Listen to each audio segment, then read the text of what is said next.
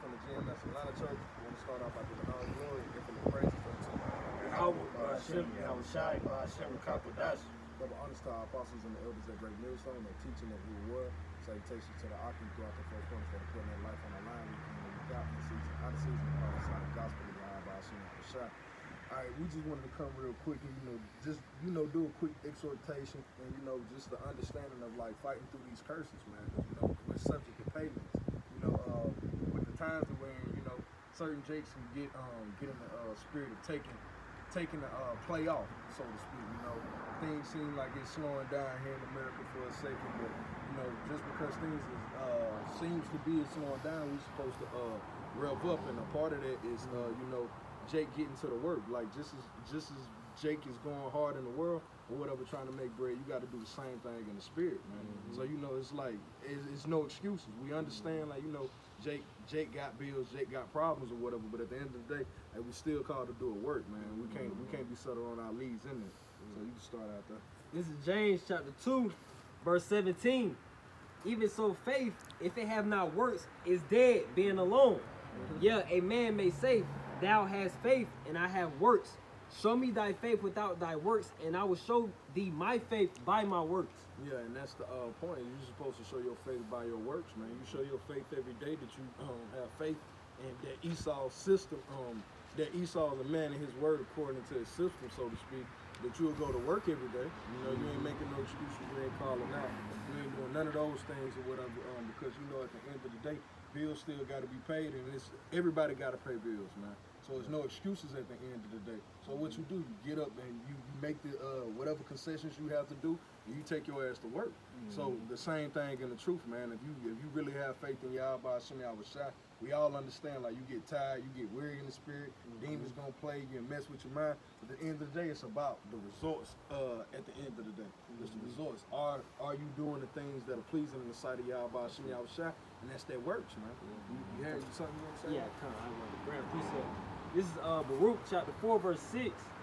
Ye were sold to the nations, not for your destruction, but because ye moved the Most High to wrath, ye were delivered unto your enemies. Like the brother just mentioned, that we are under these curses right now, but it's not for our destruction. We deliverance is for the nation of Israel, for you black, Spanish, Native Americans out there. So this is not the end all be all. That's why the scriptures say that this is not our rest. This is not the end all be all. So there's no reason to be down and depressed, worrying about your job too much, putting too much heaviness on your mind. Hey, we got something bigger to look forward to. Just that scripture alone will show you that, hey, the kingdom of heaven is at hand. So repent. That's right. And, I just all right. What did you have something? No, that was Did you have something? no, go ahead. All right, this I get this to back up the brother. This is 1 Corinthians chapter 10, verse 13. It says, "There have no temptation taking you, but as it's common to man." So everything that Jake is going through, hey, can you point out and say, hey, he ain't went through it, this guy ain't went through it. Hey, it's common unto all men, man. Yeah. We wanna individualize this walk. It's like brothers don't understand, your situation is unique. I'll give you that, because every brother, he has to bear his own cross. But at the end of the day, you can't necessarily say, yo, this is uncommon to man, like you going through something nobody else has dealt with. It's actually, if I can add on to your point, it's actually better, with the circumstance that we're in. Why? Because we still have a chance at salvation. That's right. With us, we still having that's why the scriptures speak about balance, having a good balance. Because we still have to carry out, the law, statutes, and commandments, going out to the highways and byways, making your body a living sacrifice, making the effort to be around the brothers and forsaking your family, and still taking care of your bills. Still, going to your 9 to 5 or however many hours you may work. You just gotta, and it's not easy, but you still, have to work towards it, man. As the scriptures say, man, work towards the mark. I'll continue. It says, "But the Most High is faithful, who would not suffer you to be tempted above that you're able." See? You got it. It says the Lord will not suffer you, to be tempted above your able, man. Meaning that the Lord is not going to put too much in your plate. Whatever, Yahweh Hashem Yahushai has for you, you should be able to handle it, man. That's right.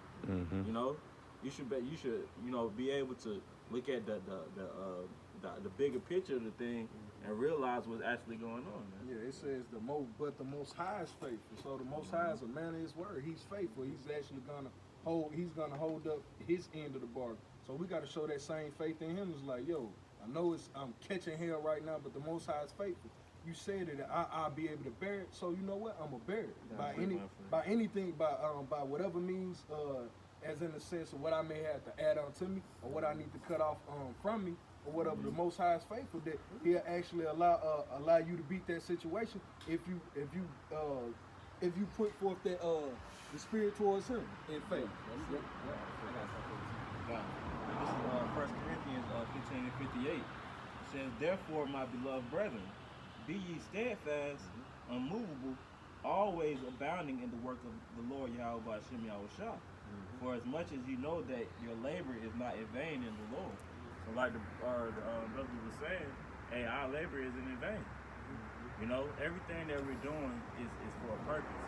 You know, that's the difference between the men of the Lord and the rest of the people. That's right. We're pushing out, you know, the name of Yahweh Hashem Yahushua. That's a heavy lot, man. Exactly. It's not going to be easy, man. Exactly. You know, but we have to, as the scriptures tell us, was in book of Sirach, the 44th chapter. You know, we have to look at the great men before us and see how their name is still being, you know, remembered in today's, all because of their works, man. I got you. This is Baruch chapter 4, verse 27. "Be of good comfort, O my children, and cry unto the Most High, for ye shall be remembered of Him that brought these things upon you." So as the brother just spoke about, those situations that you're going through, you know, the Lord wants you to cry unto Him. You know, that's you showing, that's you using wisdom because you figure how about Yahushua, and that's you being humble. You know, reverencing His name, magnifying His name. Okay, and continuing on, it says verse 28. "For as it was your mind to go astray from the Most High, so being returned, seek Him 10 times more." Going to that effort. This thing is not in vain. We're ultimately, you know, for these works that we're doing now, we continue and endure through all situations. We're going to be delivered. We're just not some regular niggas out here, man. You know. All right, well here, this is 2 Corinthians chapter 4, verse 16. "For which cause we faint not, that though our outward man perish, yet the inward man is renewed day by day." So the Lord knew, like, hey, you was gonna get your ass handed to you on this side. It says the outward man perishes day by day, but the inner man is what? He's renewed, because you're constantly you have an understanding as to why you catching this hell, man. And we went off. And then and in turn you understand, like, yo, I'm catching this hell, but Yahweh Hashem Yahushua is with me. So you jump back into the scriptures and your spirit is renewed. Right. But if you going about it every day, it's like, man, I gotta get this money, and you always in that wars me spirit, hey, demons will begin to plague you, man. And that's how that outward man, he truly begins to perish day by day, man, because every day it's a little bit heavier, and in turn, what? It begins to wear on your spirit, man. It begins to wear on your spirit. So the Lord, you have to renew your spirit day by day by doing the work of Yahweh Hashem Yahushua, and you having this knowledge. It ain't just about, oh, I prayed today. What else did you do outside of praying? Because it should be nothing for us to think to send up praises to the Most High. But what else did you do? Did you call a brother? Did you go out of your way to read? Did you take time off to actually listen to a lesson? Those are the things. That's how you renew that spiritual man, that inward man, day by day, man. That's how it goes in this walk, man. So it's not an excuse for us to get in this woe is me spirit and to be like, yo, man, like you just don't understand. Like, nah, man, we got to get out of that spirit, man, because times are moving fast and things are revving up. Hey, did you have anything, God? Did you have anything? Let me see it. So like, let me go back. Oh yeah, you Nah, you can bring us our iPhones. Oh no, it is. Alright. Nah, This is First Timothy chapter 6, verse 12. It says, "Fight the good fight of faith. Lay hold on eternal life, whereunto thou art also called, as has professed a good profession before many witnesses." You know, so it says, fight the good fight of faith, man. Meaning we have to fight for this thing, man. You know, it just isn't going to be, you know, handed over to you, man. You know, the scriptures say, you know, lay up your treasures in heaven, man. You know, with mouth and rust and mouth don't corrupt, man. If I paraphrase. You know, but this is what we're called to, man. So you have to keep fighting and keep pushing. Don't let your jobs or your small things rise up to sway you or move you away from the truth. The truth. The scriptures spoke about being unmovable, man. That's it. Rooted in how about Shemi Awashai. That's what's there. That's what's most important, man. Matter of fact, let's see. I wanted to get this one precept. Matter of fact, this is second Ezra. Yeah, kind. Let me start here. This is second Ezra chapter 7. I'll start at verse. Kalaya need to move. I'll start at verse 6. It says, this is second Ezra verse 7, I'll start at verse 6. There is also another thing. A city is built and set upon a broad field, and is full of all good things. The entrance thereof is narrow, and is set in a dangerous place to fall, like as if there was a fire on the right hand, and on a left a deep water. And that's the pitfalls and what it truly is to be in this walk, man. It's fire on the one side, it's deep waters on the left. So that's straight gate. And the Lord is telling you, but He spoke of a city with many goodly and rich things in it. And that's what that's the city that we're headed to. Yeah. That's the journey that we're on. That's if I can add to your point. That's why I mentioned the bigger picture earlier. That's the bigger picture is the kingdom of heaven. That's what we're fighting for. That's going to last forever on earth. Yeah. Like, come on now. That's the bigger picture, man. Don't look at your day to day.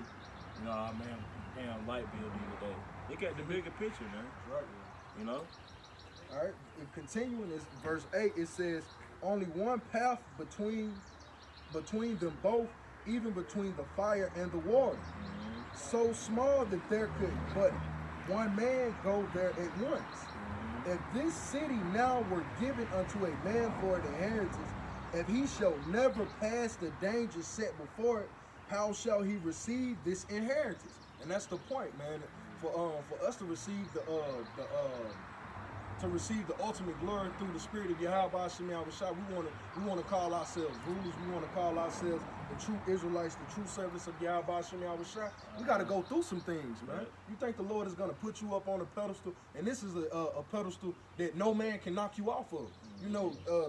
Esau is taking the glory from Michael Jackson, Prince, all of the great Israelites of this world. But the glory that's to come, no man can take away from you, because it was given by Yahweh Shemi Awashai Himself, man. That's what we're fighting for. We're fighting for that eternal glory, man. So the Lord is saying, yo, you think I'm gonna give you all of this and you ain't put up no fight for it? Right. I know the hell that comes along with this, man. Fire on one, deep waters on the other side. Yeah. It's hell to get to this good city. But hey, it's worth it, man. Right. So that's the gist of this lesson, man. It's all worth it at the end of the day, man. You're gonna have your ups, you're gonna have your downs. It's gonna take endurance. Sometimes it's gonna take spirit a lot of the time. But at the end of the day, man, you're trying to get to that good city, man. Okay.